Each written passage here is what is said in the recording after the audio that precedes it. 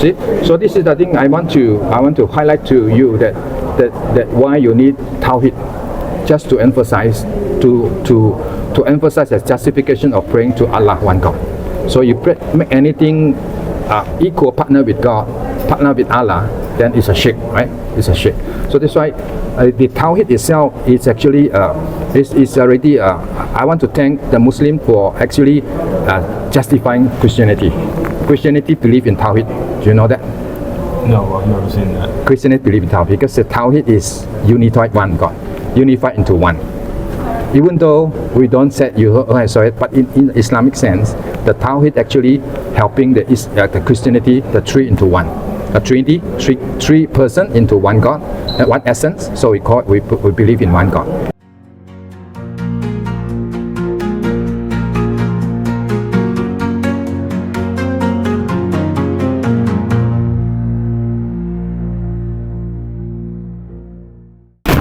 So basically, I find it comparatively, I want to say, fair to both religions. Actually, there's no comparison. It is between an apple and an orange.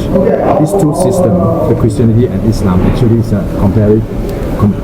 comparatively or essentially actually a separate system. Even though Islam claims that it is a continuation of the previous religion, previous Christianity and Torah. Yeah. They carry all this system and then updated. Islam is the latest updated version. Yeah. Updated revelation from God. Yeah. And then the previous revelation was updated from God, was revealed by Allah also, to Torah, to Injil, to the Jesus, and then later on to Prophet Muhammad. But then, actually, this is just a saying. This is just a claim. If you study deeper, you study detail, you will realize that they actually are different things. So like, for example, you have the people claim that a friend come to you, claim that he has the latest version of the iPhone. Yeah. But if you know technology, you study inside, you discover outside label as iPhone 17, something like that. But if you go inside, the technology is all the same. It functions very good. Yeah. It looks like very good. But if you know technology, you will know the register brand or whatever. You open it, you discover that it is actually a Huawei. A Huawei. Yeah? So it functions like an iPhone. But then the entirety, the essential meaning, essential ingredient inside actually is a counterfeit of the previous iPhone, something like that. So this is we call it Islam.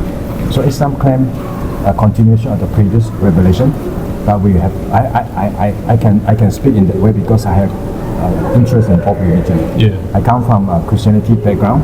Actually, I come from a Buddhist and become a believer in Jesus, Christian. And then later on, I also discovered Islam is growing and then also influential. So that's why I have an interest to study Islam. Christianity claims to be absolute way to God. Jesus said, "I'm the way, the truth, and the law, and truth and the way and the life. No one comes to the Father but through Him. He alone that brings us to heaven." And then Islam also claims to be the absolute revelation from God through Prophet Muhammad. Then only then you can find paradise, right? If you are not going through the paradise, Christians are not. They are not the one. They will not make it according to Islamic claim. Have you realized it? Have you realized? According to Islamic claim, Christianity will not make it to heaven because they are polytheists. They are worshipping three gods or multiple gods or whatever. So they are not making it. So they are worshipping the wrong God. That's why Islam is a correct religion. That's why everybody have to embrace Islam. So this both religion claim to be absolute. It cannot be both correct. Humanists or the people, the good friends say that all religions are good. All religion lead us to heaven. So do not argue. That's what people are saying. So that's what people are saying. But actually it cannot be. It must be one. It can be both wrong. It must be one correct, one wrong. Right? So which one is correct? Is Islam correct or the Christianity correct? Then I have to find out. So I find out through the study of the two religions and found out that there's a lot of things incoherence in the Islam itself. In the Islam study, there's a lot of things inconsistent. And so I find it very difficult to pull me in over to Islam. So I find out a lot of things that is what they are saying about Christianity actually backfire to them. A lot of things that they are saying about criticism about the Trinity, for example, they say that the Trinity concept is a very complicated concept. But for the Islam, you start with Allah. Allah concept is very simple, But when you go further, it's also complicated and unreconcilable complicated. Okay. Just like the Tawhid itself. Why you need the Tawhid? Why you need the Tawhid to codify the Islamic faith? Because this is to avoid the owner to worship more than one God. Only one God, right? If you have the Tawhid, emphasize for you to worship one God. But actually, the Tawhid is not found in the Quran. The term Tawhid is not found in Torah. In the Quran, the term in Quran actually for one God is Ahad. And 112, I think Surah 112, verse 1 said Allah is Ahad, is one God.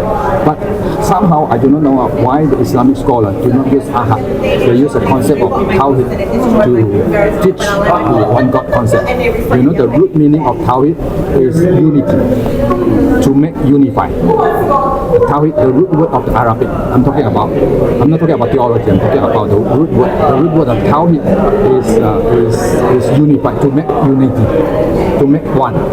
If God is one, why you need to make it unity? If God is one, why do you need to unify? If God is one, indivisible one, inseparable one, it's one. Ahad. That's it, right? Why do you make it emphasize the unity to unite into one? Because there is a danger of the believer or the follower of the Muslims tend to divert from the one God. You know why? Because Muhammad himself was elevated so high, he becomes a partner of God. You know why? Because the Quran said that if you follow Muhammad, you follow Allah. Right? Have you realized that? You want me to find you the verse? If you follow Muhammad, if you obey Muhammad, you obey Allah. Why doesn't the Quran, it's the word of God, tells us that you obey Allah, obey the Quran, you obey Allah, right? The Quran actually revealed to you, you obey the Quranic verses, you obey Allah. Why Muhammad was placed in between? There's a danger of... Because he's a messenger. I know, but then it's a danger of worshipping equal partner, messenger of the Prophet Muhammad and Allah together as a core authority. So without Muhammad, you don't have Allah. So you said worship Allah, actually your action tells us that you are not worshiping alone, you worship Prophet Muhammad. I also tell you that the Prophet Muhammad is in your daily prayer. Do you do the salat prayer? Yeah. People teach you in Arabic? Yeah, every day. Huh? Yeah. Yeah, every day, right? So do you know that you're praying to Muhammad every day? I don't pray to Muhammad every day. No, you have been taught in your mind, don't pray to Muhammad. But actually in the Arabic word, it is second person pronoun. Or Prophet Ayaga. Ayaga is second person, it's like you. Or Prophet, or you, Prophet Muhammad. You are praying in the salat prayer. Every day, 5 times. What 5 part of the prayer? Part of the prayer. Let me find for you. The alaka is a second person personal pronoun. That's your friend? Yeah. I'm Muslim friend? Huh? Okay, never mind. We just discuss. We just have a fair discuss. This is hard. Okay, never mind. Because I find I'm interested to discuss with the Muslim, because we are both religious. You're in a hurry? Are you in a hurry? You want to leave? Okay. What you call it? Muslim prayer book mention Prophet Muhammad in salah prayer.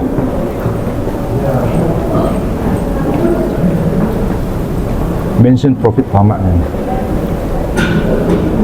You talking about where we mentioned Prophet Muhammad in prayer? Yeah. Oh, it's only to bless him by Allah. It is called Tashahhud. Oh, Tashahhud. yeah. Tashahhud, right? It's translated Tashahhud. Peace upon you, O Prophet. Yeah. And mercy and Allah and blessings. His blessing.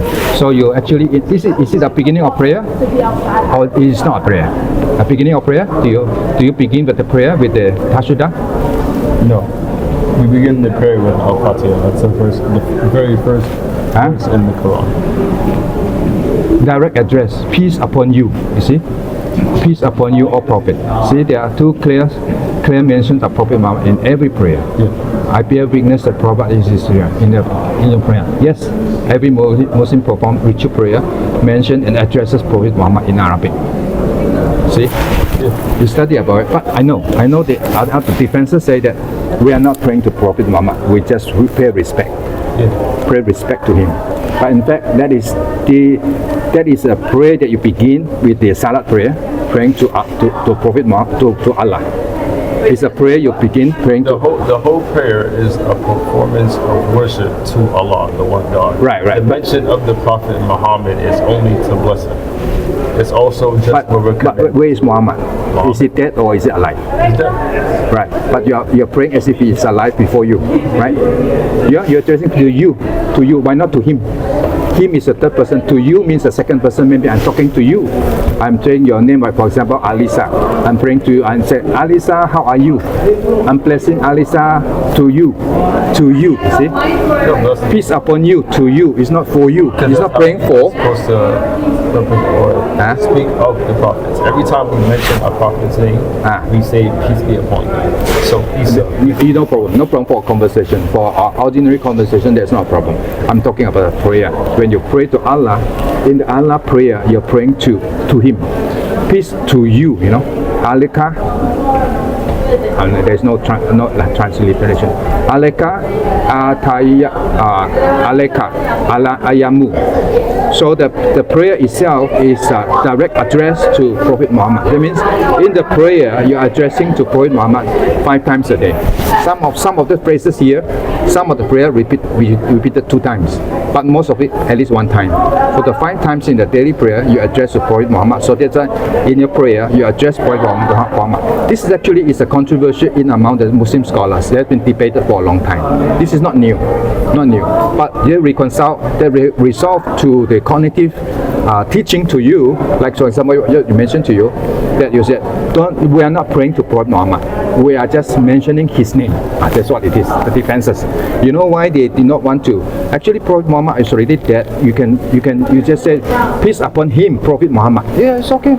This is more accurate, grammatically and then cognitively accurate. Peace upon you, or Prophet Muhammad. See, so this is the thing I want to highlight to you that why you need Tawhid, just to emphasize to emphasize the justification of praying to Allah, one God. So you make anything equal partner with God, partner with Allah, then it's a shirk, right? It's a shirk. So that's why the Tawhid itself is actually is already. I want to thank the Muslim for actually justifying Christianity. Christianity believe in Tawhid. Do you know that? No, I've never seen that. Christianity believe in Tawhid because the Tawhid is unified one God, unified into one. Even though we don't say but in Islamic sense, the Tawhid actually helping the Christianity, the 3 into 1, a Trinity, three person into one God, one essence. So we believe in one God. We don't believe in 3 God. We don't believe in 3 essence, but 1 essence, 1 God. So 3 persons. That's what we believe. So that in the sense that the accusation from the Islam against the Christianity actually is backfiring to the Islamic core belief.